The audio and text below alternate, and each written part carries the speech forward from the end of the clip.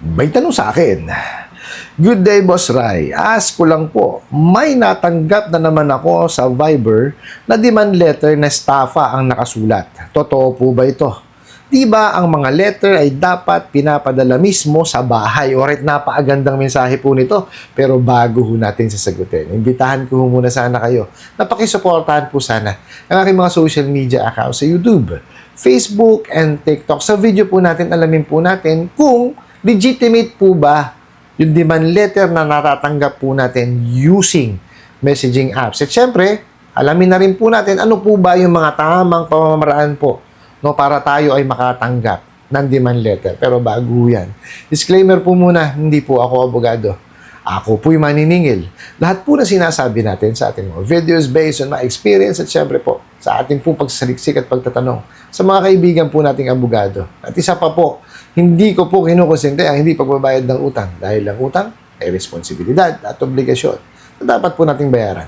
Ang hindi po ako pabor ay doon sa maling pamamaraan ng pautang at maling pamamaraan ng paniningil. Sagutin po natin yung pinadala niyong mensahe. So sabi niyo guys, may natanggap kayo, no, na demand letter through Viber. Tapos ang nakasulat po, estafa. So ang tanong niyo ngayon kung totoo ba ito at sabi niyo nga, di ba ang mga letter ay pinapadala mismo sa bahay? Okay, ito po muna, paglilinaw. Hindi po porket no, naka-receive tayo ng demand letter, may demanda na tayo, hindi po. Kasi po, yung demand letter is a legal document po na no, tayo po ay sinisingil na talaga. No? Kumbaga, nagawa na kasi nila or na-exhaust na nila lahat yung pamamaraan ng paniningil, pero hindi pa rin tayo nasisingil. So ngayon, gagawa na po ng legal na hakbang. So, that's the reason behind na merong demand letter. Yung demand letter po kasi, ang purpose niyan is, unang-una, singilin kayo. Pangalawa, gagawin po yung ebidensya na hindi sila nakasingil kung hindi kayo tumalima doon sa demand letter. Okay? And then, syempre, alamin natin kung legitimate ba yung demand letter. Kung ano ba, kung valid ba yung demand letter. Kasi baka mamaya, puro pananakot letter lang yun. Kung ano-anong batas, kung ano-anong mga alam niyo yon yung ginagawa po nito mga bukat abusado ng online lending app. So, kung hindi ho tayo sure doon sa demand letter, kumonsulta po tayo no, sa mga abogado. Now, mapunta tayo doon sa nilalaman ng sinasabi yung demand letter, nakalagay estafa. O, di ba? So, importante po kasi na dapat legitimate yung laman ng demand letter.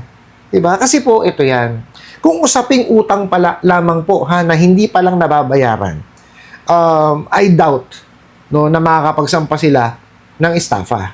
Kasi po, ang estafa po is, ang pinaparusahan po rito is yung panloloko at panlilinlang. Ito kasing mga bugo katabusad ng online lending apps, pag hindi ka nakabayad, sa kanila estafa na. Mali po yun. Ang estafa po kasi is yung panloloko at panlilinlang. Ibig sabihin po, no, gumawa kayo ng aksyon na sila ay lokohin para po mag-grant yung loan sa inyo. Kumbaga, alam nyo sa sarili nyo na hindi kayo ma-approve. Kaya kayo niloko nyo sila. One good example, nag-provide kayo ng maling information. Diba? Nag-provide kayo ng mga false documents. So, yun po, may panluloko at pandilin lang yun. Pag yun napatunayan po, ay may probability po na masampahan po tayo ng kasong estafa. Now, regarding dun sa natanggap po ninyong demand letter, well, I doubt na na legitimate yan.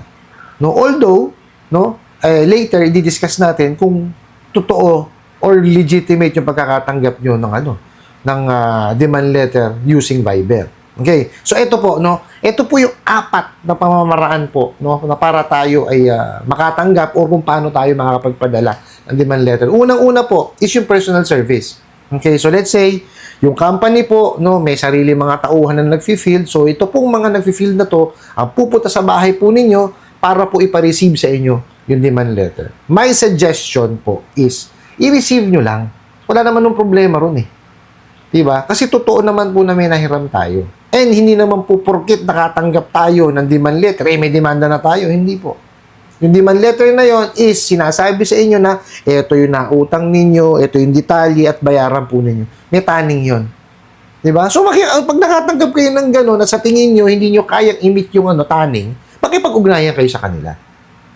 Okay? Pwede naman yung kausapin yan. Kung makakahingi kayo ng payment plan, much better. Diba? Kasi po, pag hindi natin yan ni-receive, diba, Pwede kasi nila idagdag yun sa inyo eh. Pag naghabla ho yan, kumbaga sabihin lang, ayaw nilang receive yung demand letter, kaya tumagal ho ng ganyan eh. O di baka mamaya pumasok pa sa isip ni judge na ayaw mo talagang magbayad ha. Diba? Kaya ako, suggestion ko, no, receive nyo lamang po. Wala naman ng problema dun eh. Tumalima lang kayo dun sa kung ano man yung nakasaad sa demand letter. Kung ngayon, hindi nyo talaga kayang i-meet yung binigay sa inyo na na taning, o makipag-usap kayo sa kanila.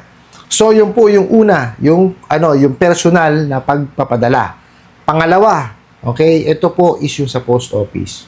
Okay, ito po yung tinatawag na registered mail. Kaya po tinawag na registered mail yan, mayroon po kasi ang return card. Okay, so pag pinadala po yan ng post office, yung pong makaka-receive niyan, dapat yan may return card. So, yung po yung pagpapatunay na na-receive ninyo or hindi nyo na-receive yung letter. Okay, so pangatlo, okay, ito po yung mga private couriers. So, ngayon, para malaman or mapatunayan na na-deliver nila yung demand letter is mag-i-issue po sila ng certificate. Okay, so yun po yung ipipresent din sa korte. Now, yung pang-apat. Okay, yung pang-apat po, dahil nga po meron na tayong e-commerce law, no, or e-commerce act, no, pinapayagan na po ng hukuman na maging ebidensya using electronic mail, saka po yung sa mga messaging apps. Ang importante lamang po is mapatunayan po ng partido na naghahabla na napadala talaga or nabasa nung kabilang partido o nung pinadalan yung demand letter. Madali naman na ho kasi ngayon, 'di ba? Kasi sa pansinin niyo lang, 'di ba? Yung mga messaging apps, nakikita niyo naman kung seen or not eh. So ibig sabihin nakita. Kaya ho ito ang maipapayo ko, no. Huwag niyo hong katakutan yung demand letter, especially kung yan ay legitimate, no? Kasi ibang-iba yung pinapadalang demand letter ng mga legitimate na nagpapautang kaysa dito sa mga bugo katabusadong online lending apps. Kasi po, mahahalata nyo, yung sa mga abusadong online lending apps. Kagaya yung sa inyo, demand letter, estafa. Bakit? Paano niya napatunayan na estafa yun? Niloko nyo ba? O nilinlang nyo sila? Diba? So, kagad yun? Sablay na kagad yung demand letter na yun. Although, yes, pwede through Viber, no? Padala yung demand letter. Pero yung nilalaman mali. Di ba? Importante ho kasi na yung nilalaman niya is valid. Okay, meron ho talagang yan, mga dapat na nilalaman. No, hindi yan po pwede na puro batas, hindi kaya sasabihin, meron ka ng warrant of arrest, alam niyo hindi ho ganun yun. Now, when in doubt po ha, pag kayo may doubt do sa tanggap niyo na demand letter, kumonsulta ho tayo, no, sa mga abogado. Sila po ang nakakaalam yan. Pero ito lang po ha, hindi po porket demand letter dapat yan abogado na kagad. Okay? It's just that, syempre, kumpanya to, di ba? Para formal talaga, dapat yan talaga is abogado ang nakapirma. Pero, pwede rin naman po, na sila lang din ang gumawa ng demand letter. Okay? Tatanggapin naman din po ng hukuman yan. Hindi naman ibig sabihin, na demand letter yan, dapat abogado ang nakapirma dyan, hindi po. Okay po, pwedeng kayo lang din po ang gumawa, manager nila, hindi po ba? Kasi may mga, di ba, utang tao sa tao, yung po nagpautang, pwede siya mismo gumawa nun. Walang problema. Napaka-importante lamang po doon na dapat walang pananakot, walang harassment. Okay? Talagang lang, doon lang tayo sa fact mag-concentrate, yung sa utang. No, huwag na natin haluan ng kung ano-ano pa na ginagawa na itong mga bugo katabusadong online lending apps. I hope na sagot ko po itong katanungan na to at sana po'y makatulong. Maraming salamat po sa inyong walang sawang pagsuporta at panonood sa aking mga video. Maraming salamat po sa inyong pag-like, pag-share, pag-comment at pagtatanong.